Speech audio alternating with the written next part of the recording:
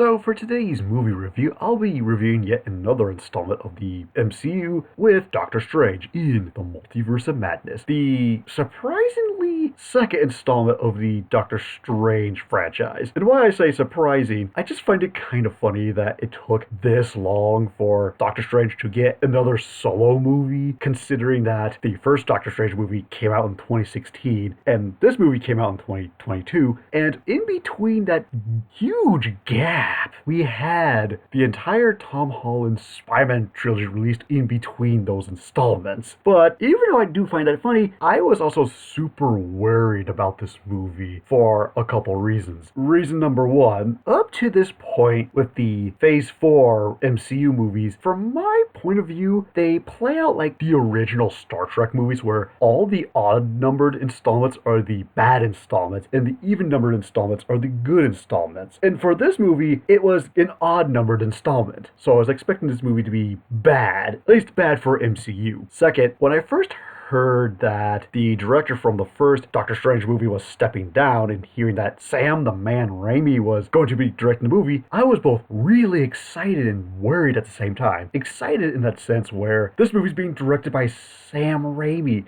the man who arguably made the superhero genre popular. So in a way we came full circle. But also what worried me was that this is the first movie Sam Raimi has directed in a long time, given that the last movie he directed was Oz, the Great and Powerful, which was released back in 2012, over a decade ago. And before that, the last superhero movie he directed was Spider-Man 3, which came out in 2007. So it's not only been a long time since he directed a movie, but also directed a comic book-based movie as well. That being said, I did have faith in him, however, given that, according to some sources, Sam Raimi is a huge fan of Doctor Strange. And for my final reason, when this movie was being promoted, it was being promoted as the first MCU horror movie, which also gave me concern because, remember, Marvel Studios is owned by Disney. And my big question was just how much creative control will Marvel and Disney let Sam Raimi have over the movie? Because remember, the reason why he's directing the movie was because the director of the first Doctor Strange movie stepped down due to creative differences between him and the studios. And on top of that, with this being promoted as the first horror movie of the MCU, just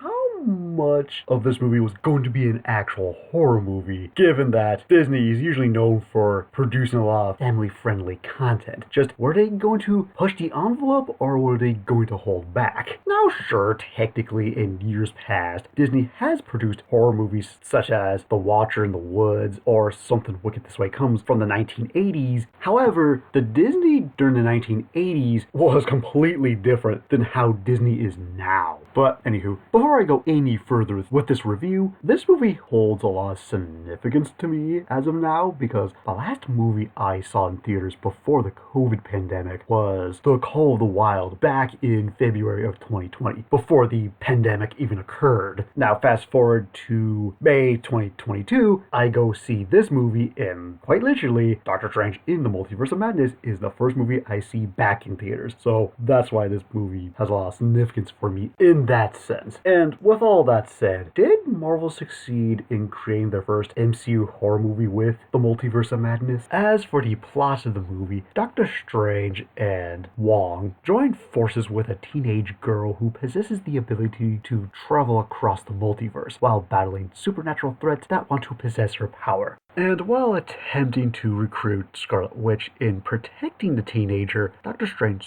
soon realizes that Scarlet Witch is the one behind everything and wants to steal the teenager's powers to use for herself. Can Doctor Strange 1 protect the teenager from Scarlet Witch while traversing the multiverse, or will Scarlet Witch succeed in her mission in taking the teenager's power to use for herself? Now, in terms of what I liked about the movie, I thought the movie had some really great imagery. Not so much the CGI portion, I'm more referring to like what the CGI looks like. Because there's some parts of this movie where you have Doctor Strange in some environment and it looks like something pulled straight from a comic book. The two locations I'm thinking off the top of my head are the apple orchard that he's talking to Scarlet Witch at when we discover it's not really an orchard, but this desolate forest with this red backdrop, or the point in time where we see Charles Xavier enter Wanda Maximoff's mind, and we have him traversing this white landscape, talking to the other Wanda as this red cloud slowly approaches him. It just looks like something pulled from a comic book. Actually, if anything, the part where you have Charles Xavier talking to the other Wanda in that white space kind of reminded me a lot of a issue of Hellboy, where there was that similar kind of imagery, but I'm getting off topic here. Now, sure, I don't think the CGI in this movie is nowhere near as creative as it was used in the first Doctor Strange movie, but I think the way the filmmakers utilize the CGI for this movie is still used in a really creative way to depict different parts of the multiverse. Another aspect of the movie I liked are the numerous callbacks to not so much other installments of the Marvel Cinematic Universe, but callbacks and references to Evil Dead 2. Because on top of Evil Dead 2 being one of my favorite horror movies of all time, but the way the references to Evil Dead 2 are used in this movie are very subtle and creative. My favorite one being the moment where Scarlet Witch is trapped within the mirror dimension, and the moment she shatters it, she tries to find a way out. And then there's this moment where she sticks her hand through the mirror and it turns into water. It made me think a lot about that one tidbit in Evil Dead 2 where you see Ash stick his hand through the mirror and it turns into water. That, I thought, was the most creative callback to Evil Dead 2 within the context of the movie. Another aspect of the movie I liked, going back to what I was saying at the beginning of this review, I do like the fact that Marvel was at least attempting to make a horror movie within the confines of the MCU, since up to this point, we haven't really had any installment of the MCU be set within the horror genre. I mean, we've had some of the other installments of the MCU either be a heist movie, a martial arts epic, a political thriller, and so forth, and horror is something that Marvel Studios hasn't really done yet up to this point. So I do appreciate that they're trying to branch out into other genres and have the movie play out like a horror movie in some parts. Granted, I think the execution could have been handled very differently, which I'll touch upon way later in the movie, but I do appreciate the fact that Marvel was at least attempting to make this the first MCU horror movie. Another aspect of the movie I really liked revolves around Charles Xavier, because back when the trailers for the movie came out, and before I go any further, I'll be saying that phrasing quite a bit for the remainder of this review, so apologies ahead of time, but anywho, when the advertising for this movie came out, we definitely knew Patrick Stewart was going to play in the movie, and this made us wonder, is he really reprising the Charles Xavier we knew in the X-Men movies, or is this a completely different version of the character? And upon the movie's release, I am very glad that the version of Charles Xavier that Patrick Stewart plays in this movie is not the same one that appeared in the original X-Men movies. Instead, this is a variant that more pays homage to the X-Men animated cartoon. Everything from the green suit, the yellow wheelchair, and even when you first get introduced to him within the movie, you actually hear a little bit of the animated X-Men theme playing in the background, which I thought was a nice touch. Because I feel like if Marvel really did have Patrick Stewart play the same Charles Xavier that appeared in the X-Men movies, I feel that would severely defeat the purpose of Logan in terms of how that movie handled Charles Xavier's character within the context of that movie. So I am glad that Marvel Studios had Patrick Stewart play a different variation of the same character, instead of the same one from the X-Men movies. And while on the subject of Charles Xavier, I would like to talk about another facet of the movie that I actually really liked, that being the Illuminati. Because going back to the trailer, at least more or less the reaction people got from the trailer, everyone was super excited at the prospect of the Illuminati, in that sense where we get to see different variations of the same characters or even new characters altogether. So there was this huge level of excitement because everyone was more dead set on the movie being more about the cameos than it being about Doctor Strange. And before I go any further, to give a brief explanation behind who or what the Illuminati is, for those of you who don't know, the Illuminati within the Marvel Comics is a team of superheroes that consist of the smartest superheroes in all of the Marvel Universe, with Iron Man being the founder and leader leader of the Illuminati, followed up with the likes of Doctor Strange, Charles Xavier, Beast, Black Bolt, Black Panther, and Namor, the Submariner, at least the original incarnation, who are infamous for banishing Bruce Banner, aka the Incredible Hulk, into outer space, which leads into both the Planet Hulk storylines along with the World War Hulk storyline. But as far as this incarnation of the team is concerned, they're really not that, but more of that universe's equivalent to the Avengers, basically.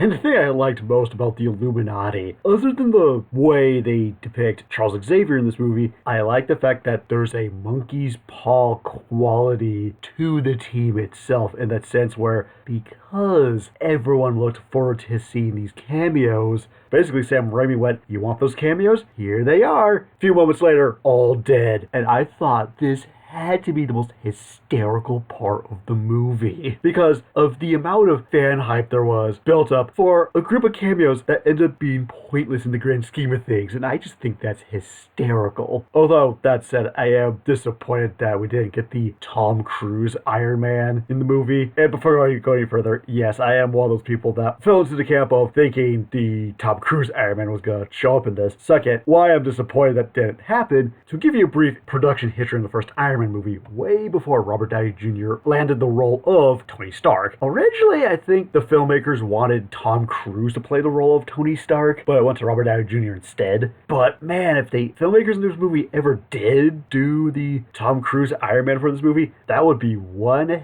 hell of both a deep cut and a really nice callback to the original production history of the very first Iron Man movie. Another aspect of the movie I really enjoyed is the fight between Doctor Strange and the Sinister Strange, in that sense where I think out of any battle within the Marvel Cinematic Universe, I thought this one was the most creative from both a visual and sound design perspective, given that you have both Stranges using musical notes as a weapon. I just thought that was both really cool and unique to see on screen, given that we've never seen anything like that within the context of the Marvel Cinematic Universe. Now, sure, one could say, oh, what about the two musical battles seen in Scott Pilgrim vs. the World? Technically, yes, but with that situation, it's a little different, given that Scott's first battle with the third Evil X was a bass battle, which results in him losing, while the second battle was a battle of the bands where we saw a clash of rock and electronica music duking it out, but the music featured in those battles were made for that particular movie. Whereas in this movie, when we do have the two Stranges using music against one another, they're both very well-known classical pieces of music. And I thought the way the music was used during the sequence was done very well. Another aspect of the movie I liked is the context behind the zombie Strange, because going back to that trailer, when you see that money shot of the zombie Strange in full action, you're kind of under the impression that this is the Sinister Strange that was promoted in the previous trailer, but more corrupted in some shape or form. At least that's what I thought. But within the context of the movie, I actually like the fact that it's not that at all, but it's Doctor Strange using Dreamwalk, which is a cool ability in and of itself, to take over the corpse of a dead Doctor Strange from another universe, and using that to fight the main villain, leading to my favorite moment where he says the line, "This time it's going to take more than killing me to kill me." I just thought that line of dialogue right there was metal as fuck. Another aspect of the movie I really enjoyed is the concept that when a character dreams, what they perceive as dreams are not actually dreams at all, but they're experiencing an event of another version of themselves from another universe. I just think that's such a cool idea that unfortunately doesn't get explored in this movie, but the fact that that's how the character America Chavez explains what a dream technically is, I think is just such a really cool concept in and of itself. And the last thing I liked about the movie is the way Doctor Strange defeats the villain, in that sense where it continues this tradition started in the first Doctor Strange movie, in which Doctor Strange defeats the villain by not using his power, but by using his intellect. And I do like the fact that they actually do continue that tradition here, in which we actually get to see Doctor Strange strategizing with America Chavez in terms of how to actually utilize her ability in a way to not so much defeat Scarlet Witch, but to cripple cripple her emotionally by opening a portal, allowing her children from another dimension to see just how much of a monster she is from their point of view. Now, in terms of aspects I had mixed feelings on, let's start with the Bruce Campbell cameo, because on the one hand, it's always nice to see Bruce Campbell in a movie, even if it is just a cameo. And also, it wouldn't be a Sam Raimi movie without having Bruce Campbell show up in a cameo in some shape or form. But this is where things get kind of tricky, because sometime before the movie even hit theaters, Bruce Campbell did state that, yes, he did have a cameo in the movie, and he did state that it would be a fan-favorite cameo. And at the time, I think people had a lot of theories in terms of what it was, but when the movie came out, I think a lot of people were disappointed that the Bruce Campbell cameo in question was not what they thought it was going to be. Because on the one hand, I get that the actual cameo itself is meant to be more of a reference to The Evil Dead 2, where you see Ash fighting his own hand. But I think it was just a case of, I think because, you're dealing with the multiverse, I think there was a high expectation that the cameo itself was going to be something entirely different. For example, I originally thought that at some point in the movie, you would have had Doctor Strange along with America Chavez end up in the same universe that the Tobey Maguire Spider-Man films take place in which would have resulted in Stephen and America encountering that universe's depiction of Quentin Beck, aka Mysterio, played by Bruce Campbell, which would have been a fantastic idea given that A, we get to actually see a character from the MCU land in that universe, and second, it would have confirmed a long-time fan theory that the various characters played by Bruce Campbell in the Tobey Maguire Spider-Man movies are all the same character of Quentin Beck. But we didn't get that. Instead, we got a reference to The Evil Dead 2, which is fine, but disappointing. And yes, I'll definitely dive into more of the multiversal aspects of this movie later. Another aspect of the movie I have mixed feelings on is the soundtrack done by Danny Elfman, because on the one hand, it's nice that Danny Elfman is still getting work to this day, and it's also nice that he at least gets to work with Sam Raimi again on another Marvel movie. But here's my problem with the soundtrack. It's really lackluster, which is disappointing because it was done by Danny Elfman. The guy has made a lot of iconic soundtracks, and while I don't think the soundtrack to this movie is bad by any stretch of the imagination, it's just really forgettable. With the exception of the soundtrack that plays during the fight between Doctor Strange and the Sinister Strange, all the other bits of music we hear throughout the entire movie just sound the same to me. And because they all sound so similar, I actually decided to listen to the soundtrack and try to estimate when each bit of music plays during what part of the movie, and I couldn't figure out what music came from what scene because they all sounded so similar to me. Another aspect of the movie I have mixed feelings on is Benedict Cumberbatch's performance as Doctor Strange himself. Because on the one hand, I think as far as Benedict Cumberbatch's performance as Doctor Strange, or at least the main Doctor Strange we follow throughout the movie, while no different than the performance he gives in some of the other installments of the MCU, I still think the acting he gives to the main Doctor Strange we follow in this movie is still really good. And I also think it's really cool to see Benedict Cumberbatch play not one, but 4 to 5 different versions of the same character. My problem with it is that it's showing inconsistency with the Marvel Cinematic Universe. Because in Spider-Man No Way Home, we had 3 different versions of Peter Parker played by 3 different actors. Granted, that's a whole nother can of worms that I'm not going to dive into here because I already kind of dived into why seeing 3 different versions of Peter Parker in the same movie was awesome in my review for Spider-Man No Way Home, so I'm just gonna stop there.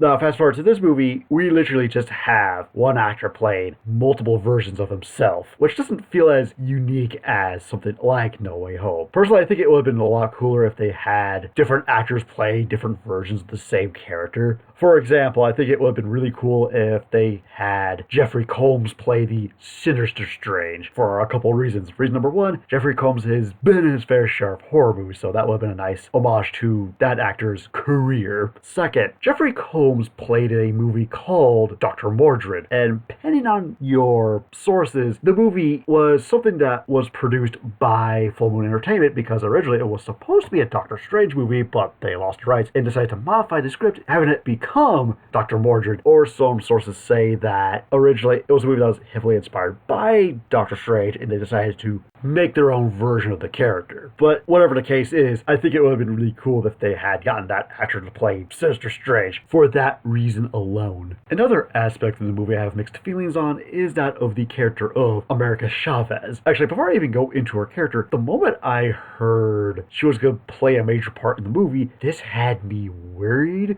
because I have never read a comic surrounding this character, so I don't really know much about her. But from the time she was first introduced back in 2011, I've heard nothing but negative things about the character. Everything from the writing for the character was really atrocious, because when it came to writing the character, the people who wrote America Chavez boiled her down to one or two stereotypes. The first being a lesbian and the second being a Latina, in that sense where the person writing it clearly had never met a person that was either a Latina or a lesbian, and basically just wrote the character in a way where it basically boiled down to, I think this is how this type of character would interact with normal people. The second reason as to why I heard the character got negative reception came down to even more bad writing, in a sense where the writers turned America from an entity outside the multiverse into a girl from a planet in a pocket dimension who then culturally appropriates Mexican culture because all the people there look like her and her family.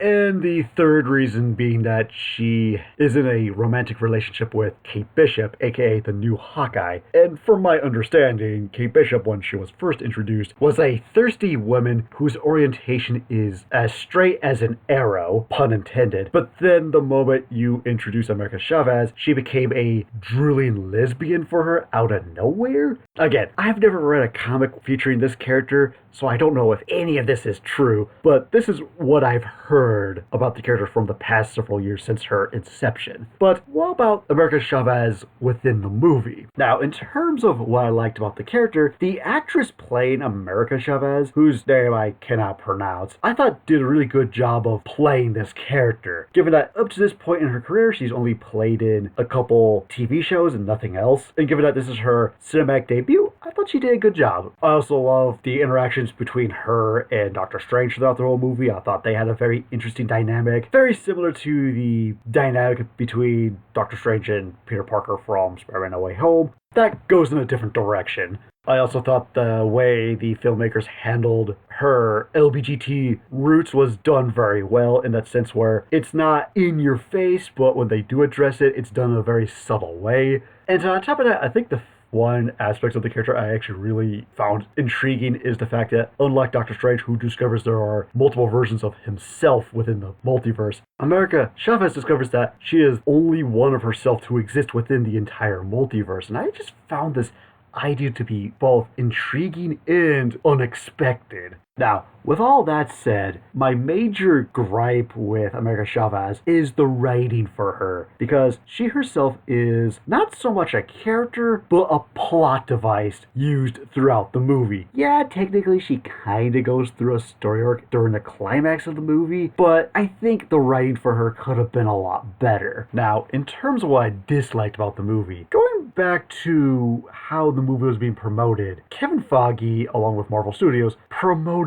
Doctor Strange in the Multiverse of Madness, claiming that it was going to be the first MCU horror movie. And given that it's directed by Sam Raimi, on pen and paper, this sounds like an amazing idea, given that Sam Raimi, on top of directing the Evil Dead trilogy and the Spider-Man trilogy with Tobey Maguire, a trilogy that, despite being a part of the superhero genre, has elements of horror to them. And given that Sam Raimi has stated that one of his favorite comic book characters is Doctor Strange, on pen and paper, this movie could have been something really special. However, we didn't get that. Instead, we got a dark fantasy with elements of horror to it, instead of a 100% horror movie like Marvel Studios wanted it to be. And I think this is just a case where Marvel Studios took some control over the movie, because Sam Raimi has a very unique film directing style, and it felt as if Marvel Studios themselves took one look at the project he was working on and went, this feels too much like a Sam Raimi movie, and then took out all of the elements that would have made this a Sam Raimi movie, instead making it a standard MCU movie with splashes of a Sam Raimiism here and there. Because the only 2 points in time in which this movie felt like a proper Sam Raimi movie, where during the end of the third act, in which we see Scarlet Witch breaking out of the mirror dimension, and the second time during the climax when we see Doctor Strange and the other Christine traversing the shattered dimension, along with Doctor Strange confronting the other Sinister Strange. Those are the only 2 points in time in which the movie felt like a proper Doctor Strange movie directed by Sam Raimi. But as far as the rest of the movie is concerned, it just felt like a standard MCU movie, which is really disappointing, because to put things in retrospect, Sam Raimi directed Drag Me to Hell, and the theatrical cut, which is PG-13, felt more like a R-rated horror movie despite it being PG-13. And I feel the reason why that movie felt more like a proper horror movie had to do with the fact that Sam Raimi had more control over that movie than this, because this to me feels like the studio messed with the movie. I'll even go further saying that the Werewolf by Night TV special Marvel Studios made to me felt more like a proper horror movie than this ever did. Another problem that I have with the movie is an aspect I had a lot of disappointment with, that being the multiversal concept itself. Because back when it was first introduced in Spider-Man Far From Home, it was merely a joke. But then fast forward to Spider-Man No Way Home, we're properly introduced to the concept. Sure, we don't really explore the multiverse, but at least we're introduced to it. This here, you would think in a movie called Doctor Strange in the Multiverse of Madness, we would see a lot more of the multiverse to see what possibilities it could offer. Instead, we only traverse 3 different multiverses plus a dimension. It just feels super underwhelming,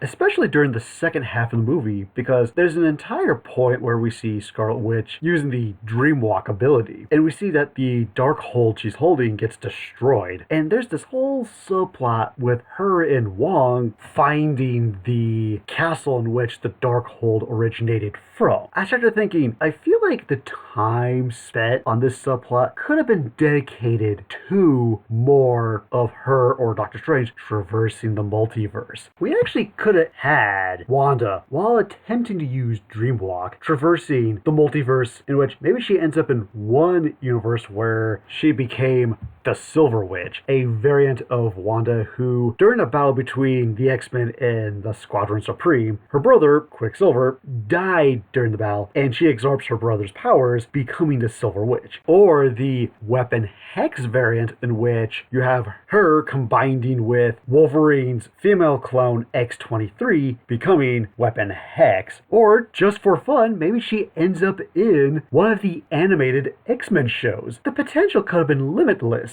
Instead, we just get this boring subplot that didn't really need to happen. But the problem is, you can't exactly remove that subplot because it leads to a very important plot point later in the movie. Another problem that I have with the movie has to do with the villain. Shocking, I know, an MCU Marvel movie that has a villain problem. Who the thunk it? But in all seriousness, before I even talk about the villain, let's rewind the clocks back to the trailers, because the advertising campaign for the movie really heavily advertised that the Sinister Strange was going to be the main villain of the movie. Now, fast forward to when the movie came out and you had everyone reviewing the movie. Didn't matter if it was coming from someone who liked or didn't like the movie. One of the high points of the movie that everybody praised was the fact that this movie had, to date, one of the best villains of the MCU, which made me curious. Because if you saw any of my past reviews for certain installments of the MCU, one of my biggest criticisms of some of the villains are that they're just an evil doppelganger of the main hero in some shape or form. But given that here's a movie where the main character explores the multiverse and encounters an evil version of themselves, I was more than okay with the concept at the time. But when I saw this movie in theaters at the time, I was severely disappointed that the Scarlet Witch was the main villain. And I'm even talking about the fact that she was the main villain instead of Sinister Strange. If anything, I actually kind of appreciated the fact that they had someone else be the main villain instead of this Sister Strange. But that said, my biggest gripes when it comes to having the Scarlet Witch as the main villain comes down to this. First off, we've seen this character before. And I'm not referring to the fact that we've seen the Scarlet Witch appear in several installments of the MCU before this movie, since she technically was a villain in Avengers Age of Ultron, but I'm not referring to that. I'm more referring to when you really look at the Scarlet Witch in this movie, she has a lot of traits that are very similar to that of Caecilius from the first Doctor Strange movie, in that sense where both villains are magic users who, in some shape or form, lost their family. And then, due to the grief of the loss of their family, they turn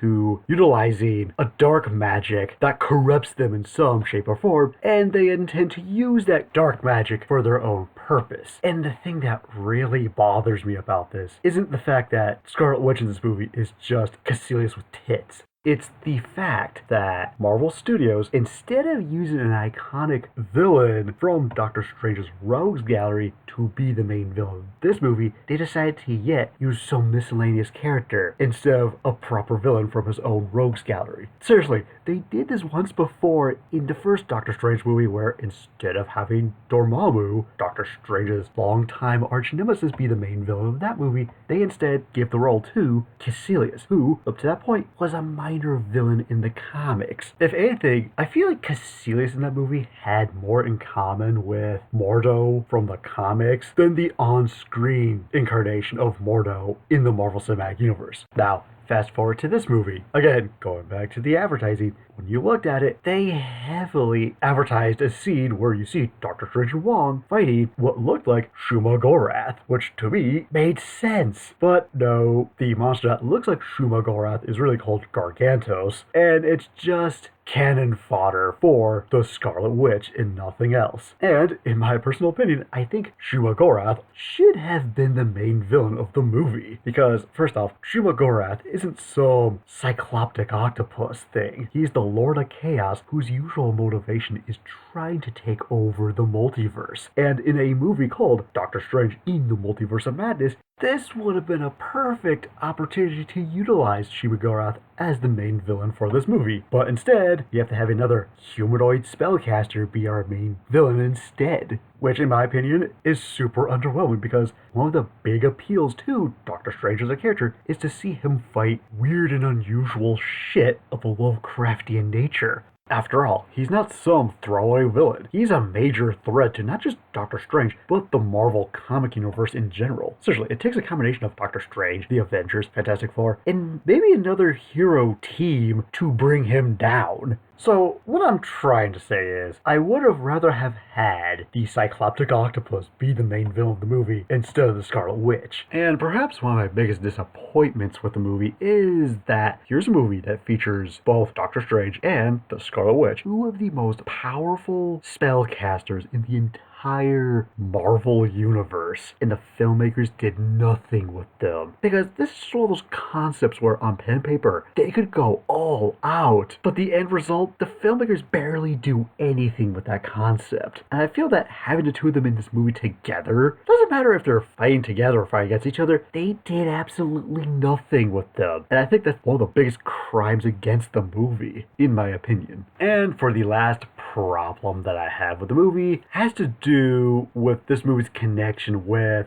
WandaVision, because at the time of seeing this movie in the theaters, I had not seen the WandaVision TV show because of the MCU Disney Plus shows that were coming out around that time period. WandaVision was the TV show I was least excited about, to a point where I saw the trailer and decided not to watch the TV show because it just didn't look all that good. And as far as the reception is concerned, I've heard mixed things about it, where you have some people say it's one of the best Disney Plus Marvel shows, or some people said it was okay at best. The reception to that TV show was all over the place. So in the long term, I never bothered watching it. Now, fast forward to me watching this movie in the theaters for the first time, not seeing WandaVision, yeah, watching the movie was an interesting experience because there were certain plot points that I could follow, but not fully. For example, when Doctor Strange sees Wanda holding the Darkhold for the first time within the movie, and between him talking about the book and seeing how Wanda uses the book, I can deduce this much. Okay, so the Darkhold is the MCU equivalent of the Necronomicon Ex Mortis from the Evil Dead movies. Okay, I can understand that much, but when and where did she get this book? Through the TV show. Another example has to do with Wanda and her kids, because on the one hand, oh, okay, so this is clearly why Wanda is trying to steal America Chavez's power to reunite with her two children. When did she have children? In the WandaVision TV show. You can kind of see what I'm talking about here with certain plot points, because yes, I can kind of understand what they are somewhat in the movie, I just don't get the full context behind what the actual plot points are, because I had not seen the TV show. And in retrospect, I actually find this whole situation really funny, because rewind the clocks back to when Netflix was still producing the Defender TV shows, ranging from Daredevil, Jessica Jones, Luke Cage, and so forth. At the time of those TV shows being produced, a lot of fans were wondering, okay, because these Netflix shows are connected to the MCU, when are they going to cross over into the movies? And at the time, there were no plans to have the Netflix shows crossing over with the movies, which led to the question of, wait, so if they're not going to cross over with the movies, then what's the point of making them? And upon experiencing Doctor Strange here, I now understand why the Netflix shows never crossed over with the movies. Because as far as I'm concerned, anytime you have a movie franchise that produces a bunch of these TV shows, I never really viewed the TV shows as essential to the movies. I always just viewed the TV shows as a tie-in comic where, yeah, they technically do take place within that universe, but they don't really affect the movies very much. But now we're at that point where Marvel is producing a lot of these Disney Plus shows that will indeed have tie-ins with future installments of the Marvel Cinematic Universe. And in the long run, I don't really think that's such a good idea, because if you're someone who's never seen these TV shows, there's going to be a lot of characters and plot points that aren't going to make sense in future installments, which will lead to the movies becoming a mess, because they're now trying to connect with the TV shows. And from what I've noticed, that seems to be the biggest criticism of some of these Disney Plus TV shows, where they're trying to tie in with the movies, which, again, I find to be hilarious. Because if I had to make a brief summary on this whole situation, it can be summed up like this. Marvel fans back in the day, the Netflix TV shows aren't going to tie in with the movies? This is some bullshit. Marvel fans now, the Disney Plus shows are going to tie in with the movies? This is some bullshit. I just think that's hilarious. So for my final verdict of Doctor Strange in the Multiverse of Madness, while I didn't think the movie was bad by any means, I just thought it was severely disappointing. Because the movie itself falls into the classic category of it sounds better on pen and paper, but when executed, it doesn't reach its full potential. I just find it kind of weird that other pieces of entertainment mediums, such as the movie Everything Everywhere All at Once, was a much better Multiverse of Madness than the actual Multiverse of Madness, or the MCU special Werewolf by Night was a much better MCU horror movie than Multiverse of Madness, which was promoted as the first MCU horror movie. Then again, when watching the movie the first time, I did go in with a very worried mindset, so maybe that possibly could have affected my viewing experience of the movie, but I still feel like the critiques I have about said movie are still valid. So overall, Doctor Strange in the Multiverse of Madness, I still think is good, it just didn't live up to its potential. And before I give my final rating, what did everyone else have to say about Doctor Strange in the Multiverse of Madness?